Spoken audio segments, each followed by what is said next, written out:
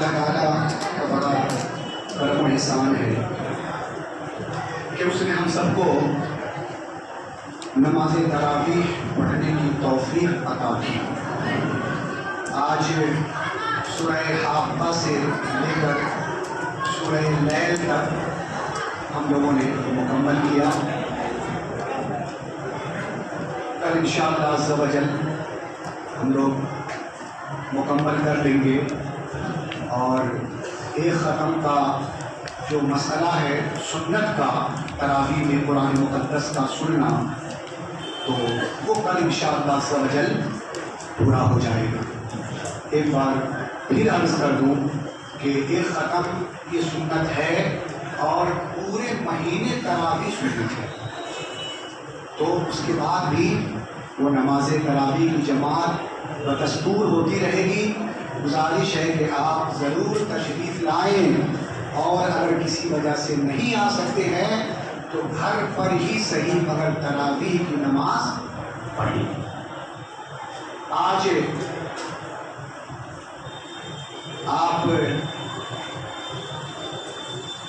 سب سے پہلے سورہ قیامہ کے حوالے سے کچھ باتیں ملاحظہ کریں۔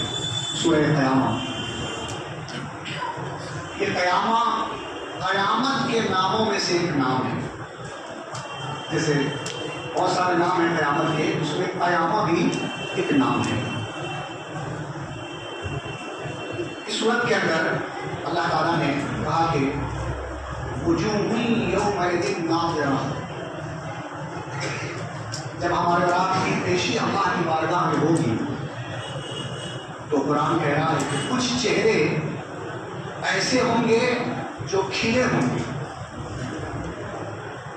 جیسے پھول کھلتا ہے۔ وجوہ یومئذ ناظرہ، کیوں کھلے ہوں گے؟ الی ربہا ناظرہ، کھلنے کی جو وجہ ہے وہ کیا ہوگی؟ الی ربہا ناظرہ، وہ اپنے رب کا دیدار کر رہے ہوں گے، اپنے رب کا۔ مومن کو مرنے کے بعد جو سب سے پیاری اور قیمتی اور بڑی دولت نصیب ہوگی وہ ہے اللہ تعالیٰ کا جلوہ دیکھنا۔ اور ایک عام قاعدہ ہے کہ انسان جس سے محبت کرتا ہے، جس کے لیے سب کچھ کرتا ہے، جیتا ہے، مرتا ہے، دنیاوی طور پر بات کر رہے ہیں، تو آدمی جب اس کو دیکھتا ہے تو کتنا خوش ہو جاتا ہے، بڑا خوش ہو جاتا ہے، رونق آ جاتی ہے چہرے پر۔ تو جو آپ نے آیت سنی، قل ان صلاتی و نسکی و محیای و مماتی للہ رب العالمین، جب ہمارا جینا، مرنا، نماز، قربانی، جملہ عبادات جب اسی رب کے لیے ہے، جب اسی کا دیدار ہوگا تو چہرہ کتنا کھلا ہوگا۔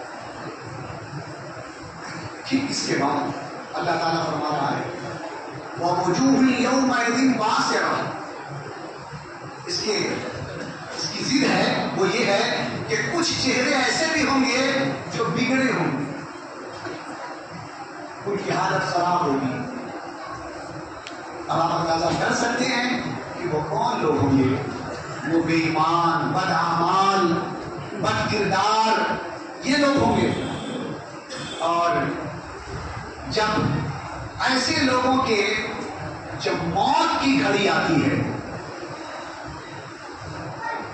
تو اللہ تبارک و تعالیٰ فرماتا ہے کَلَّا إِذَا بَلَغَتِ التَّرَاقِيَ وَقِيلَ مَنْ رَاقٍ، جب موت کا وقت ہوتا ہے، جو بے چینی ہوتی ہے، جو کیفیت ہوتی ہے پریشان ہونے والی، جب ڈاکٹر، طبیب جو کہتے ہیں اپنی زبان میں جواب دے چکا ہوتا ہے، تو اخیر وقت میں قرآن کہتا ہے، تبارک بھی کہتا ہے کہ کوئی ہے اگر پھونک مارنے والا تو ان کو بلایا جائے، اب تو دوا کام نہیں کر رہی۔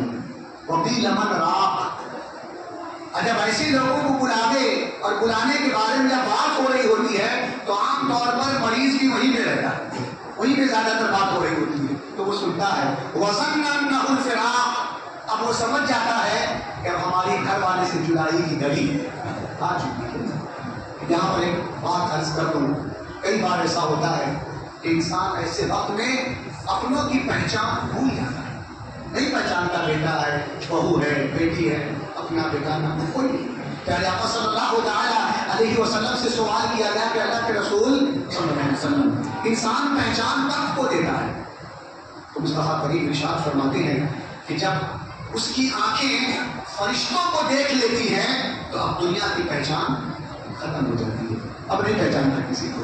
وزن نام کا الفراق والتفت الساق بالساق، پھر کیا ہوتا ہے؟ ذرا دیر کے بعد اس کی پندلی سے باندھ دی جاتی ہے، پھر ٹانگا وغیرہ باندھ دیتا، یا ایک براتے کے وہ کفن پہنانے کا بھی مسئلہ ہوتا ہے، پاؤں کو ایک جگہ بالکل جوڑ کر کے اس طرح سے۔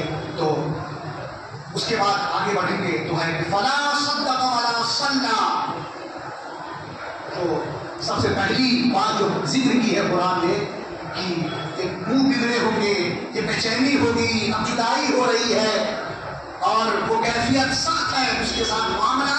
یہ کون لوگ ہیں؟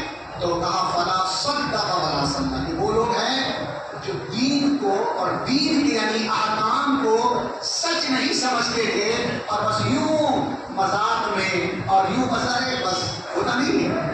فلا صدق، یہ وہ نہیں جانتے تھے کہ یہی مسئلہ حق ہے، یہی دین سچ ہے، جیسا کہ 29ویں پارے کی آیت ختم ہوئی فَبِأَيِّ حَدِيثٍ بَعْدَهُ يُؤْمِنُونَ، لوگ کس انتظار میں ہے، کس انتظار میں ہے، آخر کون سی بات ان کے سامنے آئے گی کہ وہ ایمان قبول کریں گے اور یقین کریں گے؟ کیا کوئی بات پھر آنے والی نہیں؟ سچا قرآن ہمارے سامنے آ چکا ہے اور اس میں جو باتیں ہیں وہی سچی ہیں، وہی باتیں۔ تو کہا کہ فلا صدق ولا صلی، اور قرآن نے کہا کہ اعتماد نہیں ہوگا، وہ معاملہ کو توڑ مروڑ کے سن رہے ہوں گے یا سنا رہے ہوں گے، سمجھ رہے ہوں گے یا سمجھا رہے ہوں گے، دونوں بات ہوتی ہے۔ ولا صلی، اور وہ دوسرے کون؟ کہا جو نماز نہیں پڑھتے، دونوں باتیں نماز۔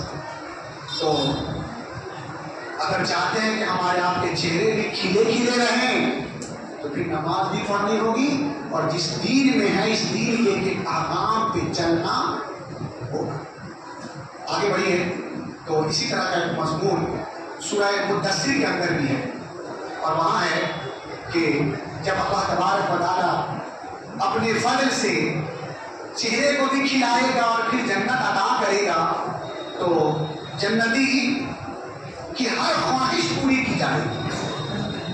ہدایت گزری بھی ہے، پھر آئے گی کرایا فَهُوَ فِي عِيشَةٍ رَاضِيَةٍ، جنتی کے بارے میں ہے کہ وہ منمانے عیش میں ہوں گے، منمانے عیش میں۔ لیکن کون؟ جو یہاں منمانا کر رہا ہے وہ نہیں ہوگا عیش میں، منمانے عیش میں وہ ہوگا جو جہاں رب کی مان رہا ہے، رب کے رسول کی مان رہا ہے، منمانے عیش میں۔ تو کہا کہ وہ چاہیں گے کہ ذرا دیکھوں کہ جہنمیوں کا حال کیا ہے، جہنمیوں کا حال کیا ہے۔ وہ تمنا کریں گے تو خواہش پوری کی جائے گی، ایک جماعت سے گزارا جائے گا ان کو۔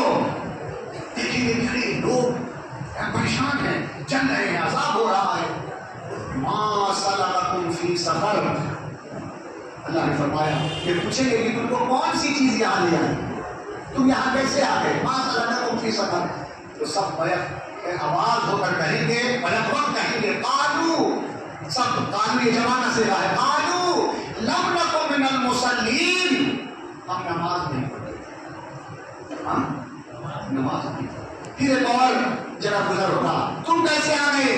کہا کہ وَلَمْ نَكُنْ نُطْعِمُ الْمِسْكِينَ، ہم مسکینوں کا کھانا نہیں دیتے تھے۔ ایک اور جماعت سے گزریں گے، تم کیسے آ گئے یہاں؟ کہا کہ وَكُنَّا نَخُوضُ مَعَ الْخَائِضِينَ، ہم تو بےہودہ لوگوں کے ساتھ اٹھتے بیٹھتے تھے، انہی کی بات اچھی لگتی تھی، بڑا مزہ آتا تھا، ہم نہیں سمجھتے تھے کہ یہ دن کوئی فلا صدق، ارے اسلام سچا ہے، الحمدللہ قرآن سچا ہے، رسول کی جملہ تعلیمات سچی ہے، اسی پر عمل کرنے میں بھلائی ہے ورنہ بھلائی نہیں۔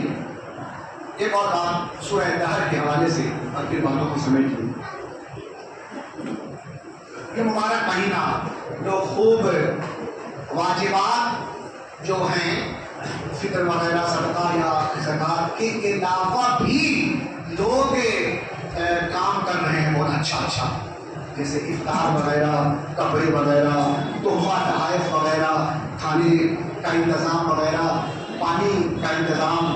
پچھلے کئی سال سے اپنے مولا مسجد میں بھی مشتاق بابو جو حاجی یاسین صاحب کے صاحبزادے ہیں ٹالا اس پر مستقل پانی کئی مسجدوں میں اپنے یہاں بھی وہ پانی آتا ہے، انہیں کا پانی وہ استعمال ہوتا ہے. کتنا بڑا کام کر رہے ہیں، باہر میں ہیں. اللہ تعالیٰ ان کا بھلا کرے اور ان کے اس صدقات کو قبول فرمائے. صدقہ یعنی نافلہ اچھا کام وہ کر رہے ہیں.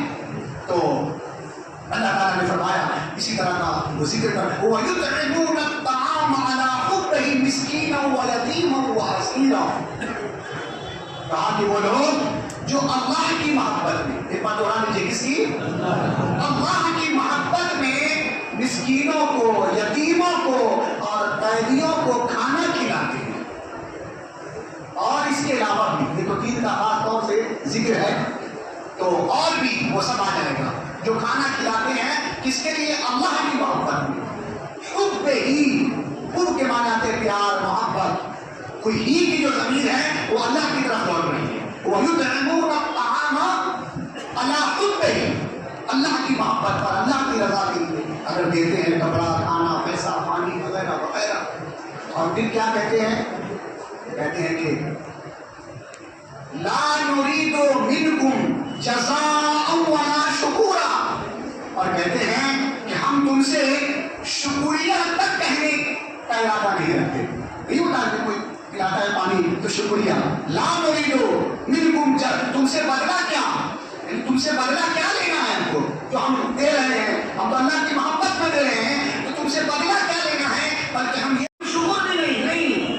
کیوں کہتا ہے باری تعالیٰ فرمائے اِنَّا نَخَافُ مِن رَبِّنَا يَوْمًا عَبُوسًا قَمْطَرِيرًا. ہمیں تو اپنے رب کا خوف ہے اس دن جو بھی بڑا سخت ہے، جانچ ہونے والا جو دن ہے. اس دن کا مجھے ڈر ہے، خوف ہے، اس لیے میں اللہ کی محبت میں دے رہا ہوں. تم سے مجھے کوئی بدلہ. آج تو لوگ ایک طرف کھلا رہے ہیں اور دوسری طرف چاہتے ہیں کہ کبھی نوبت آ جائے تو میرے کام آ جائے، میرے بلاوے پہ آ جائے.